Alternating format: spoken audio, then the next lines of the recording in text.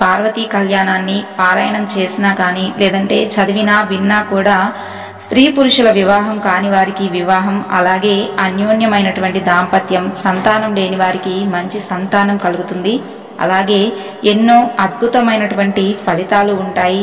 జన్మజన్మల పాపాలు కూడా నశిస్తాయి. అంతటి అమోఘమైనటువంటి శ్రీ పార్వతీదేవి యొక్క కళ్యాణం గురించి ఈరోజు మనం తెలుసుకుందాం. వీడియో నచ్చితే తప్పకుండా లైక్ చేసి సపోర్ట్ చేయండి. దక్ష ప్రజాపతి తన కుమార్తెల్లో పెద్దదైన సతీదేవిని ఈశ్వరునికిచ్చి పెళ్లి చేశాడు. ఒకసారి ఈశ్వరునిపై కోపంతో సతీ పరమేశ్వరులను ఆహ్వానించకుండానే ఒక యజ్ఞాన్ని చేయడానికి సిద్ధపడ్డాడు. ఆమె ఆ విషయం తెలుసుకొని సతీదేవి తన భర్త అనుమతితో దక్షుని యజ్ఞశాలకు వెళ్ళింది. అక్కడ దక్షుడు పరమశివుని చాలా తీవ్రంగా దూషించాడు. శివదూషణను భరించలేని సతీదేవి అక్కడే యోగాగ్నిలోబడి దగ్ధురాలయ్యింది. దేవభూమి అయిన ఉత్తర దిక్కున దేవస్వరూపుడైనటువంటి హిమవంతుడనే పర్వతరాజు తూర్పు పశ్చిమ దిక్కులను ఆవరించి ఉన్నాడు. అతడు తన పితృదేవతల మానసపుత్రికైనటువంటి మేనకాదేవిని పెళ్లి చేసుకున్నాడు. ఆ దంపతులకు సుగుణవంతుడైన కొడుకు పుట్టాడు. వానికి మైనాకుడు అని పేరు పెట్టారు. తరువాత యోగాగ్నిలో దగ్ధురాలైనటువంటి సతీదేవి పరమశివుడు ధ్యానిస్తూ మేనకాదేవి గర్భంలో ప్రవేశించి మేనకా హిమవంతుల కుమార్తెగా పుట్టింది. ఆమె గౌరవర్ణంలో ఉండడం చేత ఆమెకు గౌరీ అని పేరు పెట్టారు. పర్వతరాజు పుత్రిక అయినందున ఆమెను జనులంతా కూడా పార్వతి అని పిలిచారు.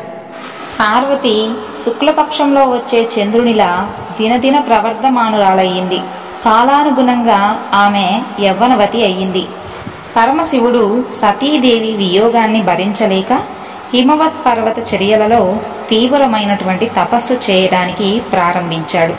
ఆ విషయాన్ని తెలుసుకొని హిమవంతుడు పరివారంతో పాటుగా తన కుమార్తెను వెంటబెట్టుకుని ఈశ్వరుడు తపస్సు చేసేటటువంటి ప్రదేశానికి వెళ్లి ఆయనకు పరిచర్యలు చేయమని స్వయంగా తన కుమార్తె అయినటువంటి పార్వతిని నియమించాడు.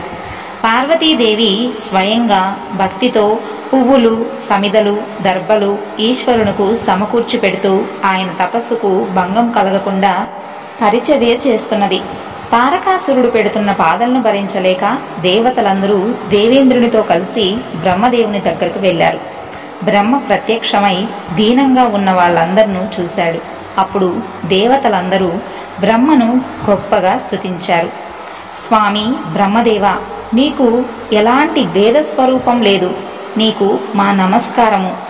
నీవు జలములందుంచిన వీర్యం వలన చరాచరాత్మకమైనటువంటి విశ్వం ఆవిర్భవించింది.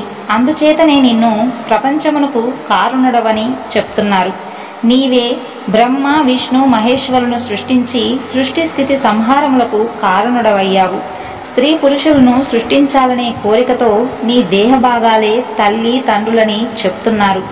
కాబట్టి బ్రహ్మదేవా, నిన్ను నీవే సృష్టించుకుంటున్నావు. నిన్ను నీవే తెలుసుకుంటున్నావు. నీలో నీవే లయమవుతున్నావు. ఇతరులు ఆపేక్ష నీకు కొంచెం కూడా లేదు. నీవు ద్రవస్వరూపుడవు, కఠిన స్వరూపుడవు. స్థూలము, సూక్ష్మము, కార్యము, కారణము, అణువుల్లో అణువుగా మహత్తులకు మహత్తుగా ఉంటున్నావు. ముందుగా ఓంకారాన్ని కలిగి ఉదాత్తానుదాత్త స్వరాలను కలిగి యజ్ఞం పనిగా స్వర్గం ఫలితంగా కలిగినటువంటి వేదాలకు నీవే కారణుడవు అవుతున్నావు నాయన. నీవు ప్రకృతికి సాక్షివైనటువంటి పరమాత్మవు అని చెప్తున్నారు. నీవు పితృదేవతలకే తండ్రివి నాయన. దేవతలకు దేవుడవు, పరమున కంటే పరమైన వాడవు. నీవే హవ్యము, నీవే హోతవు, నీవే యజమానివి. బోధ్యము, భోక్త, భుజింపజేసేవాడవు నీవే. నీకంటే రెండవది లేదు అని ఈ విధమైనటువంటి దేవతల యథార్థ స్తోత్రానికి సంతోషించినటువంటి బ్రహ్మ దేవతలను అనుగ్రహించి పరా, పశ్యంతి, మధ్యమ, వైఖరి అనే 4 విధాలైనటువంటి భాష 4 ముఖాల నుంచి వెలువడింది. దేవతల యోగక్షేమాలను అడిగాడు. వాళ్ల ముఖాలు కాంతి విహీనులై ఉండడానికి గల కారణాన్ని తెలుసుకున్నాడు. తారకాసురుని వలన తాము పడుతున్నటువంటి బాధలను వివరించి వాణ్ణి సంహరించమని దేవతలు ప్రార్థించారు. అప్పుడు బ్రహ్మ చెప్పాడు, మీ కోరిక తప్పకుండా నెరవేరుతుంది. కానీ నేను వాణ్ణి సంహరించలేను. వాణ్ణి నేనే వృద్ధి పొందించాను, కానీ విషవృక్షాన్నైనా తానే పెంచి తానే నరుకుట తగినది కాదు కదా. వాణ్ణి చంపడానికి ఈశ్వర రేతస్సు నుంచి పుట్టినవాడే సమర్థుడవుతాడు. అంతేకాని మరెవ్వరికీ కూడా అది సాధ్యం కాని పని. ఈశ్వరుని రేతస్సును పార్వతి మాత్రమే భరించగలదు. అందువలన ఇనుము అయస్కాంతము చేత ఆకర్షింపబడినట్లుగా పరమేశ్వరునకు పరిచర్యలు చేస్తున్న పార్వతి మనస్సును పరమేశ్వరుడు ఆకర్షించేటట్లుగా ప్రయత్నించండి. ఆ పార్వతీ పరమేశ్వరుల కుమారుడు మీకు సేనాని అవుతాడు. ఈ విధంగా చెప్పి బ్రహ్మ అంతర్ధానం చెందాడు. దేవతలు కూడా కార్యాన్ని చక్కబెట్టడానికి దేవలోకానికి వెళ్ళిపోయారు. అప్పుడు దేవేంద్రుడు పరమేశ్వరుని మనసును చలింపచేయగలిగేటటువంటి శక్తి మన్మధునకు మాత్రమే ఉన్నది అని నిశ్చయించి మనసులో తలుచుకున్నాడు. వెంటనే మన్మధుడు స్త్రీల కనుబొమల నుండి అందమైనటువంటి ధనస్సును భుజంపై ధరించి లేత మామిడి మొగ్గను బాణంగా పట్టుకొని వసంతునితో కలిసి ఇంద్రుని ఎదుటకు వచ్చాడు. దేవేంద్రుడు మన్మధుణ్ణి చాలా గౌరవించి తన సింహాసనంపై కూర్చుండబెట్టుకొని, మిత్రమా, నాకు వజ్రాయుధము, నీవును 2 అస్త్రములు. వజ్రాయుధము తపశ్శాలుల విషయంలో మందమైనది, నీవనే అస్త్రము సర్వకార్యములలోనూ సమర్థమైనది, కార్యసాధనమైనది. నీ బలం నాకు తెలుసు, కాబట్టి నాతో సమానుడమైనటువంటి నిన్ను దేవకార్య సాధనకై వినియోగిస్తున్నాను. తపస్సులో నిమగ్నుడైనటువంటి పరమేశ్వరుణ్ణి పార్వతి సేవిస్తున్నది. దేవతలను మిక్కిలిగా బాధించే తారకాసురుణ్ణి చంపగలిగినటువంటి శక్తి ఈశ్వర రేతస్సు నుంచి పుట్టిన వానికే ఉన్నది. అందువలన ఈశ్వరుని మనస్సు పార్వతిని ఆకర్షించినట్లుగా నీ బాణాన్ని ప్రయోగించు. ఈ పనిలో నీకు వసంతుడు సహాయుడవుతాడు. ఈ పని పార్వతీదేవి వలన కావలసిందే. అయినప్పటికీ బీజమే అంకురమునకు కారణమైనప్పటికీ ఉత్పత్తి కంటే ముందు నీరు ఎంతో ప్రధానమవుతుంది. కనుక నీవీ పనికి ప్రధానుడవు. నీ బాణప్రయోగం లేకుండా పరమశివునకు పార్వతిని చూడాలనే ఆసక్తి కలగదు. దీనివలన నీకు కలిగే కీర్తిని గురించి నేను చెప్పనక్కర్లేదు. ఎందుకంటే యాచించే వాళ్ళు దేవతలు. పని 3 లోకాల వాళ్ళది. పని నీ బాణం చేత మాత్రమే సిద్ధిస్తుంది. నీ పరాక్రమం విచిత్రమైనది. ఈ విధములైనటువంటి దేవేంద్రుని ఆజ్ఞాపూర్వకములైనటువంటి మాటలను విని మన్మధుడు తన భార్య అయిన రతీదేవి స్నేహితుడైనటువంటి వసంతునితో కలిసి శివుని తపోభూమికి వెళ్ళాడు. వసంతుడు ప్రకృతినంతను ఫలింపజేశాడు. అయినప్పటికీ నందీశ్వరుని ఆజ్ఞ వలన అడవి నిశ్చలమైపోయింది. దేవదారు చెట్టు మొదట అరుకుపై పులితోలు పరుచుకొని సమాధిలో కూర్చున్న మహేశ్వరుణ్ణి మన్మధుడు చూశాడు. ఆ ఈశ్వరుడు వీరాసనంలో ధ్యానం చేస్తున్నాడు. పాములతో జడలను పైకెత్తి కట్టుకున్నాడు. జపమాలను చేతిలో ధరించాడు. ప్రాణాయామం చేస్తూ ఉన్నాడు. అంతలో వనదేవతలైనటువంటి చెలికత్తెలతో పువ్వులు మొదలైన వాటిని పట్టుకొని వస్తున్న పార్వతిని మన్మధుడు చూశాడు. పార్వతీదేవి పరమశివుని దగ్గరకు వచ్చింది. అదే సమయంలో ఈశ్వరుడు తన తేజస్సును సాక్షాత్కరింపచేసుకొని యోగాన్ని విడిచిపెట్టాడు. నంది శివునకు నమస్కరించి సేవాభావంతో పార్వతీ వచ్చిన విషయాన్ని చెప్పాడు. పార్వతీదేవి చెలికత్తెలు తాము తెచ్చిన పువ్వులను శివుని పాదాల దగ్గర పెట్టారు. పార్వతీదేవి కూడా తన జడలో ధరించిన పువ్వులు జారునట్లుగా వంగి స్వామికి నమస్కరించింది. అప్పుడు స్వామి సవతి పోరు లేని ప్రియుని భర్తగా పొందమని ఆమెను ఆశీర్వదించాడు. మన్మధుడు వాళ్ళిద్దరినీ దగ్గరగా చూశాడు. తాను పూల బాణాన్ని ప్రయోగించడానికిదే తగినటువంటి సమయం అని నిశ్చయించుకొని తన వింటి నారిని సంధించాడు. పార్వతీదేవి తామర పూసల తావళాన్ని శివుని చేతికిచ్చింది. ఆ దండని అందుకోవడానికి శివుడు తీసుకోవడానికి సిద్ధపడ్డాడు. ఇక మన్మధుడు అదే సమయంలో బాణాన్ని వింటికి సంధించాడు. అతడు బాణాన్ని ప్రయోగించే లోపులోనే శివునిలోని కొంచెం ధైర్యం తగ్గి తన 3 కళ్ళతోనూ ఎర్రని పెదవి గల పార్వతీ ముఖాన్ని చూశాడు. పార్వతీదేవి కూడా ఒళ్ళంతా పులకరించగా సిగ్గుతో ముఖాన్ని అడ్డంగా తిప్పుకున్నది. అంతలో శివుడు తన మనసు చలించడానికి కారణం ఏమిటా అని నలువైపులా చూశాడు. అప్పుడు ఎడమ కాల్ని వంచి బాణాన్ని ప్రయోగించడానికి సిద్ధంగా ఉన్న మన్మధుణ్ణి చూశాడు. వెంటనే శివుని 3వ కంటి నుండి అగ్నిజ్వాలలు బయటకు వచ్చాయి. ఆ జ్వాలలు దేవతలు వారించే లోపులోనే మన్మధుణ్ణి దహించేశాయి. తన భర్త కాలిపోవడాన్ని చూసి రతీదేవి మూర్ఛపోయింది. తన తపస్సునకు అడ్డుపడినటువంటి పార్వతి నుంచి దూరంగా వెళ్లిపోవాలని ప్రమదగణాలతో పాటుగా అంతర్ధానం చెందాడు పరమేశ్వరుడు. పార్వతీదేవి తనకు చెలికత్తెల ఎదుట అవమానం జరిగిందని భావించి తన తండ్రి ఇంటికి వెళ్ళిపోతుంది. అప్పుడు తన కళ్ళ ఎదుటనే మన్మధుడు కాలిపోవడం చూసిన పార్వతి శివునిచే తన కోరిక నెరవేరకపోవడాన్ని తలుచుకొని తన రూపాన్ని తానే నిందించుకున్నది. ప్రియుడు గుర్తించని అందం వ్యర్థమైనది కదా అని నిరాశపడింది. ఏ విధమైనటువంటి దోషం లేని అందమైన శరీరాన్ని పొందడానికి తపస్సు చేయాలి అని నిశ్చయించుకున్నది. సగం శరీరాన్నిచ్చే భర్తను పొందడానికి తపస్సు మాత్రమే సాధనం అని అనుకున్నది. తన కూతురి నిశ్చయాన్ని తెలుసుకున్న మీనాదేవి ఉమా అని పలికింది. తల్లి వద్దు, అందుచేతనే పార్వతిని ఉమాదేవి అని పిలుస్తున్నారు. తల్లి, దిరిసిన పువ్వు వలె అతి కోమలమైనటువంటి నీ శరీరం రాతి వంటి మిక్కిలి కఠినమైనటువంటి తపస్సును భరించలేదు. స్థిరమైనటువంటి నిశ్చయం కలిగిన పార్వతీదేవి మనసును మేనకాదేవి మరలించలేకపోయింది. పట్టుదల గల మనసును, లోతునకు ప్రవహించే నీటిని ఎవ్వరూ కూడా నిరోధించలేరు కదా. నిశ్చలా చిత్తురాలైనటువంటి పార్వతీ కోరిక తెలుసుకున్న తండ్రి హిమవంతుణ్ణి తన కోరిక నెరవేరే వరకు తాను తపస్సు చేసుకోవడానికి అనుమతినివ్వమని చెలికత్తె చేత అడిగించింది. హిమవంతుడు తన కుమార్తె పట్టుదలకు సంతోషించి ఆమె తపస్సు చేయడానికి అంగీకరిస్తూ ఒక విశాలమైనటువంటి శిఖరం మీద ఆమె తపస్సు చేయడానికి అన్నీ కూడా ఏర్పాట్లను చేయించాడు. అప్పుడు పార్వతీదేవి తపస్సు చేసిన శిఖరమే నేడు గౌరీ శిఖరంగా పేరును పొందింది. పార్వతి తపస్సు ప్రారంభించడానికి ముందు తన అలంకారాలను అన్నిటినీ విడిచిపెట్టేసింది. సూర్యకాంతి గల నారచీరను కట్టుకున్నది. ఆమె ముఖం తలదువ్వి పువ్వులతో అలంకరించినప్పుడెంత అందంగా ఉండేదో తపస్వినిగా కూడా జడలు కట్టినప్పుడు కూడా అంతే అందంగా ప్రకాశిస్తున్నది.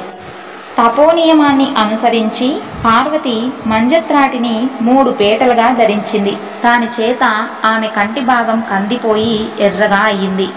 ఆ దేవి పెదవులకు లత్తుక పూయుటకు, ఒంటికి మంచి గంధాన్ని పూసుకోవడానికి ఉపయోగించే చేతులు ఇప్పుడు దర్పలను కోయడానికి, జపమాలను తిప్పడానికి ఉపయోగిస్తున్నది. శ్రేష్టమైనటువంటి మెత్తని పక్కపై పడుకునే పార్వతి తన చేతినే దిండుగా చేసుకొని రాతిపై పడుకుంటున్నది. వ్రత నియమంలో ఉన్న గౌరీదేవి తన విలాస చేష్టను తీగల ఎందును, చెంచల దృష్టి ఆడు లేళ్ల ఎందును మాత్రమే నిలిపి ఉంచింది. ఆ పార్వతి తన ఆశ్రమంలో ఉన్న చిన్న చెట్లకు నీళ్లు పోస్తూ తన కుమారునకు పాలు పడుతున్నట్లుగా ప్రేమను చూపిస్తున్నది. స్నానము, హోమము, నారచీర ధారణము, స్తుతి, పాఠము కలిగిన గౌరీదేవిని చూడటానికి ఒకనాడు మునులు వచ్చారు. ధర్మం చేత పెద్దవాళ్ల విషయంలో వయసుని ఎంచరు కదా.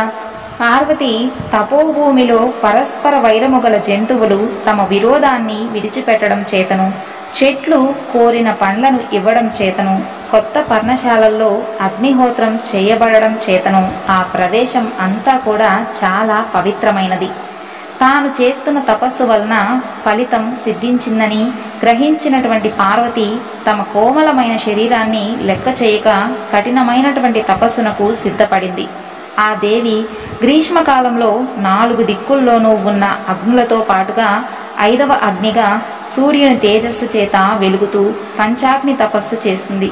ఆ విధంగా తపింపబడిన పార్వతి అయాచితంగా లభించిన నీళ్లను, చంద్రకిరణాలను మాత్రమే ఆహారంగా స్వీకరిస్తూ తపస్సు చేసింది. పంచాగ్ని మధ్యలో తపించినటువంటి ఆమె శరీరంపై తొలకరి జల్లులు పడడం చేత కొంత ఉపశమనం కలిగింది. మొదటి వర్షపు నీటి బిందువులు ముందుగా ఆమె కనురెప్పలపై పడి పెదవి మీదకు జారి క్రమంగా నాభిలోకి ప్రవేశించింది. క్రమంగా జడివాన కురిసినప్పుడు ఆ పార్వతి రాతి మీద పడుకోగా ఆమె తపస్సునకు సాక్ష్యము వలె మెరుపులు మెరిశాయి. పుష్యమాస రాత్రులలో మంచు పడుతుండగా చల్లని నీటిలో నిలిచి చక్రవాక పక్షులను చూస్తూ ఉన్నది.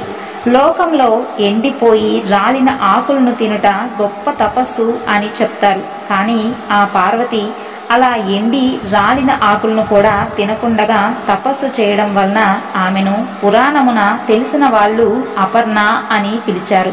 తామర తూడు వలె మృదువైన ఆమె శరీరం ఈ విధంగా ఎండకు ఎండి వానలో తడిచి చలికి వణికి మహామునుల తపస్సులను అతిక్రమించింది. ఒకనాడు నల్లలేడి చర్మమును మోదుగు దండాన్ని ధరించి నేర్పుతో మాట్లాడగలిగి బ్రహ్మ తేజస్సు చేత ప్రకాశిస్తూ మూర్తీభవించినటువంటి బ్రహ్మచర్య శ్రమం వలె ఉన్న ఒక బ్రహ్మచారి పార్వతీదేవి తపోవనానికి వచ్చాడు. పార్వతీదేవి ఆయనకు ఎదురు వెళ్లి గౌరవంగా సపర్యలను చేసి ఆశ్రమానికి తీసుకొని వచ్చింది.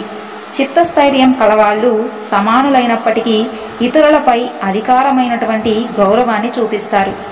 విధిపూర్వకంగా పార్వతీ చేసిన పూజా సత్కారాలను పొంది కొంతసేపు మార్గాయాసము తీర్చుకునే వానిలా నటించి ఉమాదేవిని ఏ విధమైనటువంటి మనోవికారము లేకుండా చూస్తూ క్రమపద్ధతిలో మాట్లాడటానికి పూనుకున్నాడు. హోమాది కర్మలకు సమిదలు దర్భలు కష్టపడకుండా దొరుకుతున్నాయా? ఇక్కడి నీళ్లు నీకు స్నానానికి యోగ్యములై ఉన్నాయా? నీ శక్తిని అనుసరించే తపస్సు చేస్తున్నావు కదా. ఎందుకంటే ధర్మ సాధనాలలో శరీరమే మొదటిది కదా. నీవు నీళ్లు పోసి పెంచుతున్న ఈ తీగల చిగుళ్ళు బాగా పెరుగుతున్నాయా? నీ చంచలములైన చూపులతో లేళ్లు తమ జాతి దానవే అని భ్రమతో నీ చుట్టూ తిరుగుతూ నీ చేతిలోని దర్భలను లాగినప్పుడు నీకు వాటిపై కోపం కలగడం లేదు కదా. ఎందుకంటే తపస్సు చేసే వాళ్లకు కోపం కలగకూడదు పార్వతి.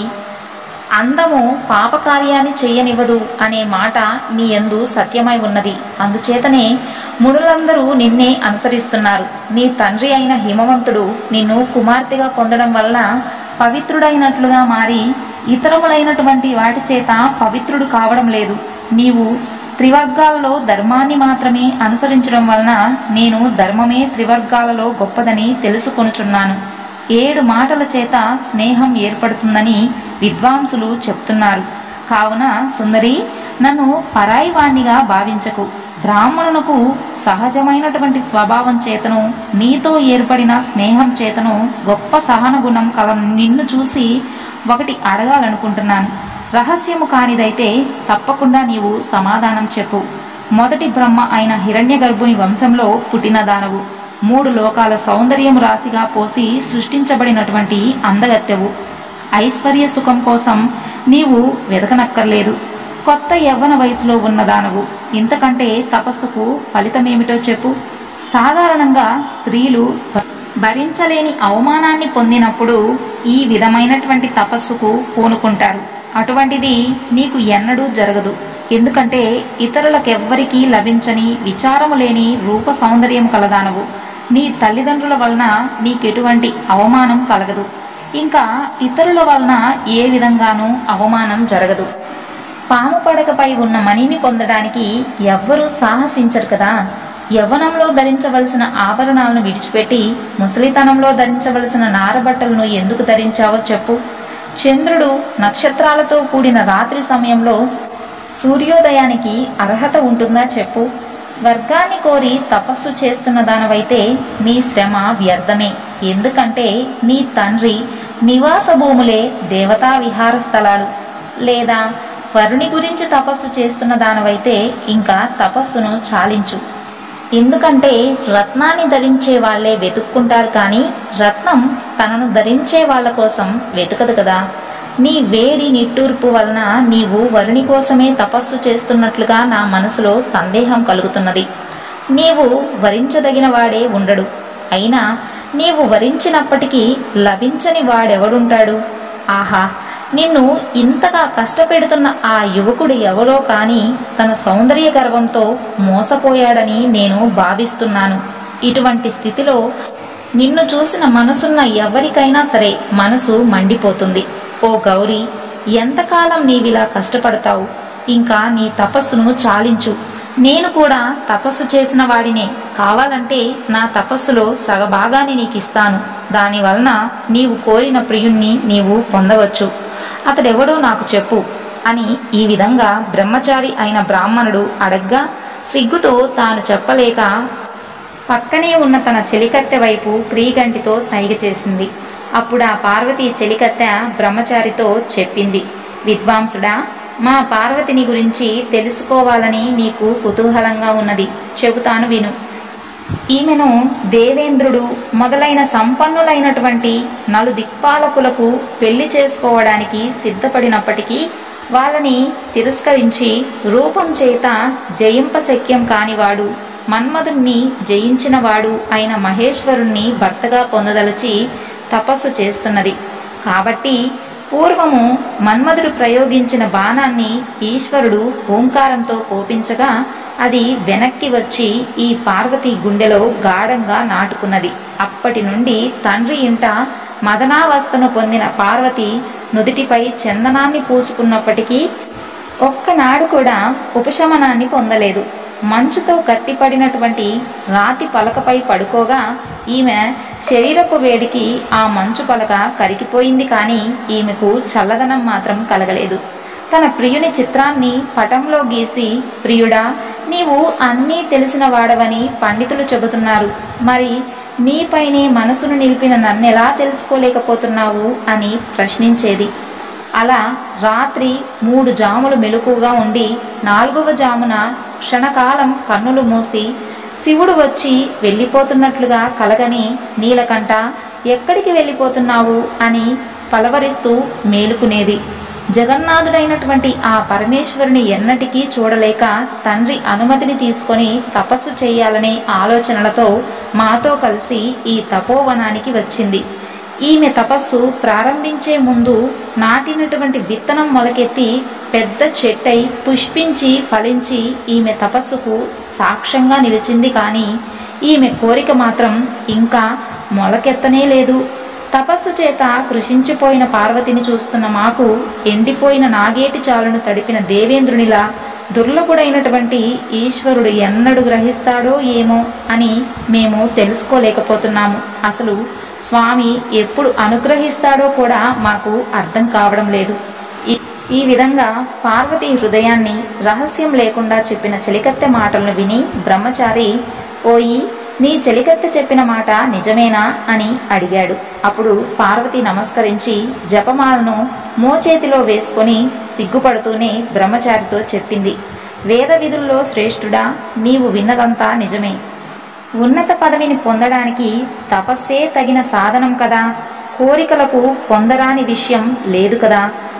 పార్వతీ మాటలను విని బ్రహ్మచారి, ఆ మహేశ్వరుడు చాలా అమంగళమైనటువంటి అలవాట్లు కలవాడని తెలిసి కూడా మళ్ళీ అతన్నే వరిస్తున్నావు. వాణిని గురించి ఆలోచించి నీ ప్రయత్నాన్ని విడిచిపెట్టు. చెడు వస్తువుని పొందాలని పట్టుదల పార్వతి, మంగళప్రదమైనటువంటి వివాహ కంకణం ధరించిన నీ చేతిని పాములను కడియముగా ధరించిన శివుడు తన చేతితో మొదటిసారిగా పట్టుకున్నప్పుడు నీవు ఏ విధంగా ఓర్చుకోగలిగావు? నూతన వధువుగా కలహంస గుర్తులు కలిగిన నీ పట్టుచీర కొంగుని రక్తంతో తడిసిన ఏనుగు చర్మంతో ముడిపెట్టడం తగినదేమో నీవే ఆలోచించుకో. గొప్ప రాజభవనంలో పువ్వులు పరిచిన నేలపై పడే నీ కాలి పారాని గుర్తులు వెంట్రుకలతో వెదజల్లబడినటువంటి శ్మశానంలో ఉండడానికి శత్రువు కూడా సహించలేరు. ముక్కంటి వక్షస్థలాన్ని పొందడం సులభమే, కాని అతని వక్షస్థలంపై ఉన్న చితాభస్మం మంచి గంధపు పూత కలిగిన నీ వక్షస్థలానికి అంటుకుంటుంది. పార్వతి, ఇంతకంటే నవ్వుల పాలయ్యే విషయం మరొకటి ఉంటుందా? కొత్త పెళ్లి కూతురుగా పట్టపుటేనుగుపై ఊరేగవలసిన నీవు ముసలి ఎద్దుపై ఎక్కి తిరగడం చూసిన ప్రజలందరూ నవ్వుతారు. ఇంతకు ముందే పరమేశ్వరుని ఆశ్రయించిన చంద్రుని గురించి, ఆయన్ను పెళ్లి చేసుకోదలచిన నిన్ను గురించి విచారించవలసి వస్తున్నది. పార్వతి, శివునిలో వరుణకు ఉండవలసిన లక్షణాల్లో ఏ ఒక్కటైనా ఉన్నాయేమో ఆలోచించు. శరీరపు అందాన్ని చూస్తే వంకర కన్నులు, పుట్టుక ఎటువంటిదో ఎవరికీ తెలియదు. దిగంబరత్వమే అతని సంపదను తెలియజేస్తున్నది. అందువలన ఈశ్వరుని పెళ్లి చేసుకోవాలనే ఆలోచనను విడిచిపెట్టు. పుణ్య లక్షణాలు కలిగిన నీకు అటువంటి చెడు లక్షణాలు కలిగిన ఈశ్వరునకు సంయోగం తగినది కాదు. శ్మశానంలో ఉన్నటువంటి మరణశిలకి యజ్ఞశాలలో ఉన్న యూపస్తంభానికి చేసే వైదిక పూజను చెయ్యరు కదా అని ఆ బ్రాహ్మణుని రూపంలో ఉన్నటువంటి పరమేశ్వరుడు పార్వతీదేవితో ఇలా చెప్తాడు. ఈ విధంగా శివుని గురించి తిరస్కారంగా తన గురించి తానే చెప్పుకుంటూ ఉన్నటువంటి ఆ బ్రహ్మచారితో పార్వతీదేవి కోపంతో ఇలా చెప్తుంది, నీవు నిజంగా ఈశ్వరుని పరమార్థాన్ని తెలిసిన వాడవు కావు. అందుచేతనే నాతో ఈ విధంగా మాట్లాడావు. మహాత్ముల గురించి అవివేకులు ఇలాగే ద్వేషిస్తారు. ఆపదలకు ప్రతీకారంగా గాని, సంపదలను కోరుకున్న వారుగా గాని మంచి గంధం మొదలైన సుగంధ ద్రవ్యాలను, అలంకారాలను స్వీకరిస్తారు. ఏ విధమైనటువంటి కోరికలు లేని ఈశ్వరునకు వీటితో అసలు పనే లేదు. ఈశ్వరుడు దరిద్రుడే అయినప్పటికీ కూడా సంపదలన్నిటికీ అతనే కారణుడవుతాడు. శ్మశాన నివాసి అయినప్పటికీ 3 లోకాలకు అధిపతి అవుతున్నాడు. భయంకర రూపం కలిగినప్పటికీ శివుడు సౌమ్యుడు అని చెబుతున్నారు. శివుని నిజతత్వాన్ని ఎవ్వరూ ఎరుగరు. శివుడు ఆభరణాలను ధరిస్తాడు, పాములను ధరిస్తాడు, అలాగే ఏనుగు చర్మాన్ని ధరిస్తాడు, పట్టుబట్టని ధరిస్తాడు, పునెను పట్టుకుంటాడు, బాలచంద్రుని ధరిస్తాడు. విశ్వమూర్తి అయిన శివుని శరీరం ఇలా ఉంటుందని నిర్ధారణ చెయ్యలేనిది. శివుని శరీర స్పర్శ చేత చితాభస్మం పరిశుద్ధిని కలిగిస్తుంది. కాబట్టి ఆయన తాండవం చేసినప్పుడు రాలిన భస్మాన్ని తలపై ధరించడానికి దేవతలు తన కిరీటాలకు పోసుకుంటున్నారు. మదపుటేనుగుపై ఊరేగుతూ వచ్చే దేవేంద్రుడు ఎద్దుపై ఎక్కి వచ్చే శివుని చూసి ఏనుగు దిగి శివుని పాదాలకు తన శిరస్సుతో నమస్కరిస్తున్నాడు. ఓయి బ్రాహ్మణ, నష్ట స్వభావం చేత శివునిలో అన్ని దోషాలనే చెప్పబోయి ఒక్కటి మాత్రం నిజమే చెప్పావు. స్వయంభువుడైనటువంటి బ్రహ్మ పుట్టుకకు కారకుడైన పరమశివుని పుట్టుకను తెలుసుకోవడం ఎవ్వరికీ సాధ్యం కాదు. ఇంక నీతో వారం చాలు. ఆ పరమశివుడు నీవు చెప్పినట్లే ఉండునుగాక. అయినా సరే నా మనస్సు అతనిపైనే లగ్నమై ఉంది. స్వేచ్ఛగా సంచరించే వాళ్ళు ఇతరుల మాటలను వినరు. చెలులారా, ఇతడు ఇంకా ఏదో మాట్లాడడానికి అతని పెదవులను కదుపుతున్నాడు. మహాత్ములను దూషించని వాళ్లే కాక ఆ దూషణలు విన్న వాళ్ళు కూడా పాపాత్ములే అవుతారు. వీరిని నివారించండి, లేదా నేనే ఇక్కడి నుండి వెళ్ళిపోతాను అని చెప్పి పార్వతి అక్కడి నుండి లేచినప్పుడు ఆమె పవిట జారింది. అప్పుడు ఈశ్వరుడు నిజరూపంతో ఆమె పవిట కొంగును పట్టుకున్నాడు. ఆమె వెనక్కి తిరిగి చూసి ఒళ్ళంతా చెమటతో తడవగా వణుకుతున్నదై ముందుకు వెళ్లడానికి ఎత్తిన కాల్ని ఎత్తినట్లే ఉంది. ప్రవాహానికి కొండ అడ్డుపడిన నదిలా పర్వతపుత్రిక ముందుకు వెళ్లడానికి ఎత్తిన కాల్ని ఎత్తినట్లే ఉంచి ప్రవాహానికి కొండ అడ్డుపడిన నదిలా పర్వతపుత్రిక ముందుకు వెళ్ళలేక అక్కడ నిలవలేక బొమ్మలా ఉండిపోయింది. అప్పుడు ఈశ్వరుడు, సుందరాంగి, నీ తపస్సు చేత నన్ను నీవు కొన్నావు. నేటి నుంచి నేను నీ పాద సేవకుడను అని చెప్పాడు. ఆ మాటలను విని పార్వతి తాను తపస్సు వలన పొందిన కష్టాన్ని మర్చిపోయింది. కష్టం ఫలించగానే తిరిగి కొత్త శక్తి పుడుతుంది. తన తండ్రి కన్యాదానం చేయగా తనను భార్యగా స్వీకరించవని పార్వతి తన చెలికత్తె చేత శివునికి చెప్పించింది. పార్వతి మాటలకు శివుడు అంగీకరించి సప్తమహర్షులను స్మరించాడు. తపస్సు చేత తేజోవంతులైనటువంటి సప్తమహర్షులు అరుంధతీ దేవితో కలిసి నలువైపులా ప్రకాశింపజేస్తూ శివుని దగ్గరకు వచ్చారు. ఆ మహర్షులు ముత్యాల జంధ్యాలను ధరించి బంగారపు నార వస్త్రాలను కట్టుకొని రత్నాల జపమాలను చేతుల్లో పట్టుకొని విరాజిల్లుతున్నారు. సూర్యుడు తన గుర్రాలను క్రిందికి దింపి తన రథానికి ఉన్న జెండాను వంచి సప్తమహర్షులకు అరుంధతికి నమస్కరించాడు. ప్రళయ కాలంలో లోకాలన్నీ నశించినప్పుడు శ్రీ మహావిష్ణువు ఆది వరాహ రూపంలో భూదేవితో పాటుగా ఆ మహర్షులను కూడా తన కోరలతో పైకెత్తి పట్టుకున్నాడు. జన్మాంతర ఫలితాలను అనుభవిస్తున్నప్పటికీ ఆ మహర్షులు ఇంకా తపస్సును చేస్తూనే ఉన్నారు. అటువంటి మహర్షుల మధ్యన తన భర్తనే చూస్తూ వస్తున్న అరుంధతీదేవి ఆ ఋషులు తపఫలాన్ని సిద్ధింపజేసే దేవతలా ప్రకాశిస్తున్నది. శివుడు ఆ మహర్షులనందరినీ సమాన భావంతోనే గౌరవించాడు. పరమశివునకు అరుంధతిని చూడగానే తాను కూడా భార్యను పొందాలనే కోరిక ఎక్కువైంది. పతివ్రతలైనటువంటి భార్యలే ధర్మ సాధనకు మూలమైన వాళ్ళు. శివునకు భార్యను పొందాలనే కోరిక కలగగా మన్మధునకు ఉపశమనం కలిగింది.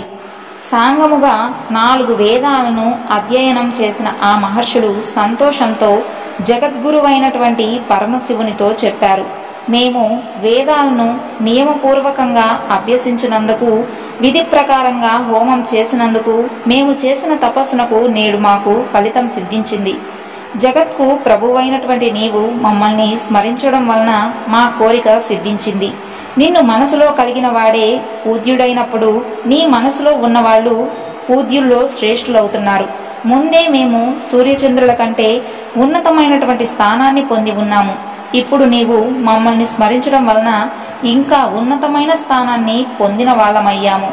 గొప్పవారి ఆదరణము తమ గుణాలలో విశ్వాసం కలిగించుట చేత మేము నీచే గౌరవాన్ని పొంది మేము కూడా గొప్పవాళ్ళంగా భావించుకుంటున్నాము. నీవు మమ్మల్ని స్మరించినందువల్ల వచ్చినటువంటి సంతోషాన్ని నీకు మేము చెప్పము. విరూపాక్ష, అంతర్యామి అయినటువంటి నీకు మేము ఏం చెప్పగలం? నిన్ను మేము స్వయంగా చూస్తున్నప్పటికీ నీ శక్తి యథార్థత్వాన్ని మేము గ్రహింపలేము. బుద్ధులకు అతీతుడమైనటువంటి నీ ఆత్మస్వరూపాన్ని మాకు చెప్పు. సృష్టి స్థితి సంహారాలలో ఈ రూపం దేనికి సంబంధించినది? సరే, నీ స్వరూప విషయాన్ని అలా ఉంచు. ప్రభు, నీవు స్మరించగా వచ్చిన మేము చేయదగినటువంటి కార్యాన్ని ఆదేశించండి. అప్పుడు ఈశ్వరుడు ఇలా చెప్తాడు, ఏ విధమైనటువంటి కార్యమైనను నా స్వార్థము కోసం కాదని మీరు గుర్తించుకోండి. నేను 8 మూర్తులతో ఈ స్వరూపాన్ని పొందాను అని మీకు తెలిసిందే కదా. అటువంటి నేను వర్షం కోసం దేవేంద్రుణ్ణి ప్రార్థించిన చాతక పక్షిలా దేవతలు శత్రువైన తారకాసురుని సంహరించడానికి సంతానాన్ని పొందమని నన్ను ప్రార్థించారు. అందువలన యజమాని హోమాగ్నిని సృష్టించడానికి చంద్రకర్రని కోరినట్లుగా పార్వతీదేవి యందు నేను పుత్ర సంతానాన్ని పొందాలి అనుకుంటున్నాను. మీరు హిమవంతుని దగ్గరకు వెళ్ళి నాకు పార్వతినిచ్చి పెళ్లి చేయవలసిందిగా కోరండి. పెద్దలు కుదిర్చిన సంబంధములకు విరోధములుండవు. మహోన్నతుడు, స్థిరమైన వాడు, భూభారాన్ని వహిస్తున్నటువంటి హిమవంతుడు చాలా పూజనీయుడు. అతనితో సంబంధం నాకు శ్రేష్టమైనది. లోకంలో ఋషులు చెప్పిన మాటలే ఆచారాలవుతున్నాయి. కాబట్టి హిమవంతునితో ఏ విధంగా మాట్లాడాలో మీకు నేను చెప్పనక్కర్లేదు. పూజ్యురాలైనటువంటి అరుంధతీదేవి కూడా అక్కడ కార్యాన్ని నిర్వహిస్తుంది. సాధారణంగా వివాహ విషయాల్లో స్త్రీలే సమర్థులై ఉంటారు. అందువలన మీరు వెంటనే కార్యసిద్ధికై ఇక అక్కడకు వెళ్ళండి. మళ్ళీ మనం ఈ మహాకోశ తీరంలోనే కలుసుకుందాము. యోగులకు ఆద్యుడైనటువంటి పరమేశ్వరుడే భార్యను కోరుతున్నాడని తెలుసుకున్న మహర్షులు తాము భార్యలతో కూడి ఉన్నందుకు సిగ్గును విడిచిపెట్టారు. ఇక అప్పుడు చాలా మంచిది అని చెప్పి ఆకాశ మార్గంలో ఓషధి ప్రస్థపురానికి వెళ్ళిపోయారు. పరమేశ్వరుడు కూడా తాను ముందుగా నిర్దేశించినటువంటి స్థలానికి వెళ్ళిపోయాడు. మహర్షులు ఆ ఆకాశ మార్గంలో చాలా వేగంగా ఓషధి ప్రస్థపురానికి వెళ్ళారు. ఆ పట్టణం అలాకా పట్టణం కంటే సంపన్నమై స్వర్గలోకంలా ఉంది.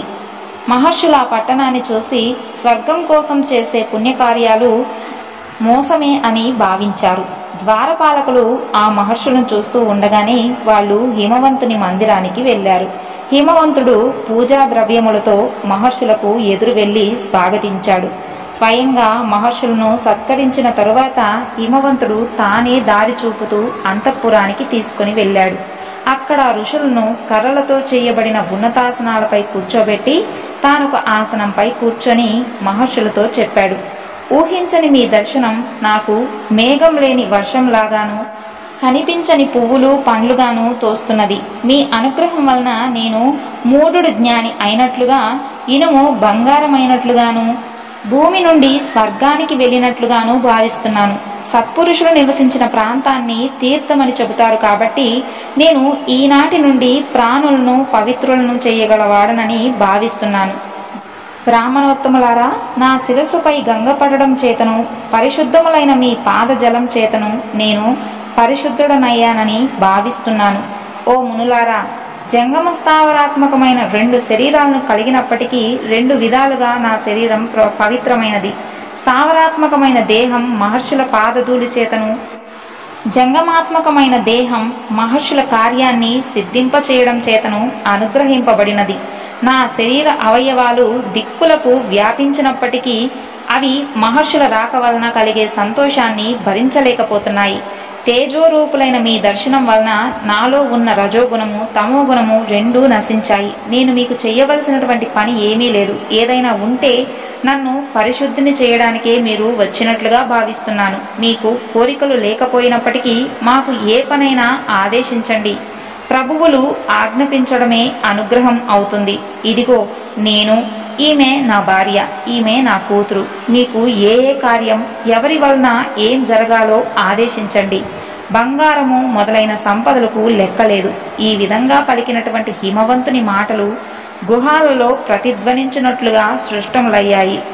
అప్పుడు చెప్పవలసిన విషయాన్ని చక్కగా చెప్పడంతో నేర్పరి అయిన అంగీరసుని మాట్లాడమని ప్రేరేపించారు. అప్పుడు అంగీరసుడు హిమవంతునితో ఇలా చెప్పాడు: నీవు కోరిన దానిని ఇవ్వడానికి చాలా సమర్థుడవు. ఇంతకంటే గొప్ప వాటిని ఇవ్వగలవు. నీ శిఖరంలాగానే నీ మనసు కూడా చాలా ఉన్నతమైనది. నేను స్థావర స్వరూపుడైనటువంటి విష్ణు అని చెబుతున్నారు. అది యుక్తమే. చరాచర ప్రాణకోటికి నీ గర్భం నిలయంగా ఉంది. అనిమాది గుణములతో కూడి ఇతర పురుషులను తాకని గొప్పదైన ఈశ్వర శబ్దం అర్ధచంద్రుని ధరించి ఉంది. పరస్పర సామర్థ్యములు గల భూమి మొదలైన అష్టమూర్తుల చేత ఈ విశ్వము గుర్రములచే మార్గములో బండి భరిస్తున్నట్లుగా భరింపబడుతున్నది. తత్వవేత్తలు తమ దేహాల్లోనే వెతుకుతారు. విద్వాంసులు జన్మరహితమైనటువంటి స్థానము కలవానిగా చెబుతారు. అటువంటి విశ్వకర్మలకు సాక్షి అయిన మహేశ్వరుడు మా ద్వారా నీ కుమార్తెను కోరుతున్నాడు. నీ కుమార్తెను ఆయనకు ఇవ్వడానికి యోగ్యమైనది. మంచి భర్త చేతిలో ఉంచిన కన్య మాత్రమే తండ్రికి దుఃఖాన్ని కలిగించదు. చరాచరమైనటువంటి ప్రాణి సమూహమంతకు తండ్రి అయిన పరమశివుని పెళ్లి చేసుకోవడం వలన నీ కుమార్తె జగన్మాత అవుతుంది. దేవతలందరూ నీలకంఠునకు నమస్కరించిన తరువాత ఆయన భార్య అవడం వలన నీ కుమార్తె పాదాలకు నమస్కరిస్తారు. పర్వతరాజా, ఉమాదేవి వధువు, నీవు దాతవు, అడిగేవాళ్లం మేము. వరుడు సాక్షాత్తు పరమేశ్వరుడు. ఇది నీ వంశాభివృద్ధికి చాలును కదా. ఇతరులను స్తుతించక ఇతరులచే స్తుతింపబడేవాడు, ఇతరులకు నమస్కరించక తాను ఇతరులచే నమస్కరింపబడువాడు అయిన పరమేశ్వరుణ్ణి నీ కుమార్తె ద్వారా బంధువు అవడం చేత నీవు గురువుకే గురువవుతావు. ఈ విధంగా దేవర్షి చెబుతూ ఉండగా తండ్రి పక్కన తల వంచి లీలా విలాసముగా పార్వతీదేవి పద్మపు రేకులను లెక్క పెడుతూ ఉన్నది. హిమవంతుడు తన కోరిక నెరవేరిన వాడైనప్పటికీ మేనాదేవి వైపు చూశాడు. సాధారణంగా గృహస్థులు కుమార్తె పెళ్లి విషయంలో తమ భార్య కన్నులతోనే చూస్తారు. మేనకాదేవి కూడా తన భర్తకిష్టమైనటువంటి ఆ కార్యమంతా తనకిష్టమే అన్నట్లుగా తల ఊపింది. పతివ్రతలు ఏ విషయంలో అయినా భర్తనే అనుసరిస్తారు కాబట్టి అలా తల ఊపింది. అంగీరసుని మాటలకు ఇదే సమాధానం అన్నట్లుగా శుభంగా అలంకరించుకున్న కుమార్తె చేతిని హిమవంతుడు పట్టుకొని, తల్లి రా, ప్రపంచరూపుడైనటువంటి శివునకు భిక్షగా నిశ్చయింపబడినటువంటి దానవయ్యావు. యాచించే వాళ్ళు మునులు. నాకు గృహస్థ ఫలితం సిద్ధించింది. ఈ విధంగా కుమార్తెతో చెప్పి హిమవంతుడు మహర్షులతో ఈ త్రిలోచనుని భార్య మీకు నమస్కరిస్తున్నది అని చెప్పాడు. మహర్షులు ఆ మాటలు విని వెంటనే సంతోషించి పార్వతీదేవికి ఫలించే ఆశీర్వచనాలను పలికారు. అరుంధతీదేవి సిగ్గుపడుతున్న పార్వతిని తన తొడలపై కూర్చుండబెట్టుకున్నది. కూతురి పైన ఉన్నటువంటి ప్రేమ చేత మీనాదేవి దుఃఖిస్తూ ఉండగా, ఇంతకు ముందు వేరొక భార్య లేని పరమేశ్వరునకు నీ కుమార్తె భార్య అవుతున్నదని ఓదార్చింది. హిమవంతుడు మహర్షులను పెళ్లి ముహూర్తం ఎప్పుడు అని అడగ్గా నేటికి 4వ రోజున అని చెప్పారు. వాళ్ళు హిమవంతుని అనుమతిని పొంది తిరిగి పరమశివునకు చెప్పడానికి ఆకాశ మార్గంలో వెళ్లారు. పరమేశ్వరుడు కూడా పార్వతిని పొందాలనే కుతూహలంతో 4 రోజులు అతి కష్టంగా రోజులు గడిపాడు. 3 రోజుల తర్వాత హిమవంతుడు శుక్లపక్షంలో లగ్నము నుంచి 7వ స్థానంలో చంద్రుడు ఉండగా బంధువులతో కలిసి కన్యాదానం చేయడానికి దీక్షను పొందాడు. పార్వతీదేవిపై అభిమానంతో పట్టణంలోని ప్రతి ఇంటిలోనూ పెళ్లి సంబంధములైనటువంటి మంగళకరములైనటువంటి పనులను చేస్తూ ఉన్నారు. అంతఃపురము పట్టణము అంతా ఒకటే అన్నట్లుగా పెళ్లి అలంకరణలు జరిగాయి. మందార పుష్పాలతో రాజమార్గాన్ని అలంకరించారు.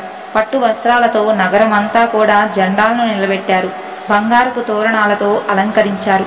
ఆ పట్టణం స్వర్ణ శోభని పొందింది. అనేకులు కొడుకులు కూతుళ్ళు ఉన్నప్పటికీ భర్త ఇంటికి పోతుందనే బాధతో తల్లిదండ్రులకు ఆమెపై ప్రేమ ఎక్కువైంది. ఆ పార్వతి ఆశీర్వచనాలను పొందుతూ బంధుజనాల ఒడిలోకి చేరింది. ఒకరు అలంకరించిన తరువాత వేరొకరు, ఈ విధంగా బంధువులందరూ కూడా తమ తమ ఒడిలో కూర్చోబెట్టుకొని అలంకరించారు. ఉత్తర ఫల్గుని నక్షత్రంలో చంద్రుడు ఉండగా ప్రాతకాల ముహూర్తంలో పార్వతిని పెళ్లి కూతురుగా పుణ్యవంతులైనటువంటి బంధు స్త్రీలు చక్కగా అలంకరించారు. ఆ గౌరీదేవిని తెల్లని ఆవపిండితో లేత గరికలను నూరి నలుగు పెట్టి అభ్యంగన స్నానం చేయించారు. తరువాత స్త్రీలందరూ పార్వతిని పెళ్లి కూతురుగా గొప్పగా అలంకరించారు. పార్వతి ముత్తైదువులకు నమస్కరించగా వాళ్ళు అఖండమైనటువంటి పతి ప్రేమను పొందమని దీవించారు. మహాశివుడు కూడా నంది భుజాన్ని ఆలంబనం చేసుకుని శార్దూల చర్మాన్ని కప్పిన ఎత్తుపై ఎక్కి ప్రయాణం అయ్యాడు. సప్తమాతృకలు తమ తమ వాహనాలపై శివుని అనుసరించారు. తరువాత ప్రమదగణాలు శూలాలను ధరించి మంగళతూర్యానాదాలతో అనుసరించారు. ఇంద్రాది లోకపాలకులు శుభలక్షణాలైనటువంటి వస్త్రాభరణాలను ధరించి వచ్చి శివునకు నమస్కరించారు. మహాదేవుడు వారినందరినీ యథారీతిగా గౌరవించాడు. వాళ్ళందరికంటే ముందుగా సప్తమహర్షులు నిలవగా చిరునవ్వుతో శివుడు ఈ వివాహ యజ్ఞానికి మీరు ఆధ్వర్యులుగా ప్రవర్తించాలి అని కోరాడు. ఇక అందరూ కూడా ఆకాశ మార్గంలో ఓషధీ ప్రస్థపురానికి చేరుకున్నారు. హిమవంతుడు దేవతల రాకను తెలుసుకొని ఏనుగులతోనూ సపరివారంగా ఎదురు వెళ్లి సాదరంగా దేవతలందరికీ స్వాగతం పలికి విడిది గృహానికి తీసుకొని వెళ్ళాడు. ఇక దగ్గరకు తీసుకొని వెళ్లారు. హిమవంతుడు పార్వతిని తీసుకొని రాగా శివుడు ఆమె చేతిని స్వీకరించాడు. పార్వతీ పరమేశ్వరుల పాణిగ్రహణ సమయంలో ఎదురుగా ఉత్తమమైనటువంటి కాంతిపుంజము ఆవిర్భవించింది. ఆ ఉమామహేశ్వరుల దాంపత్య శోభ వర్ణింపశక్యం కానిదయ్యింది.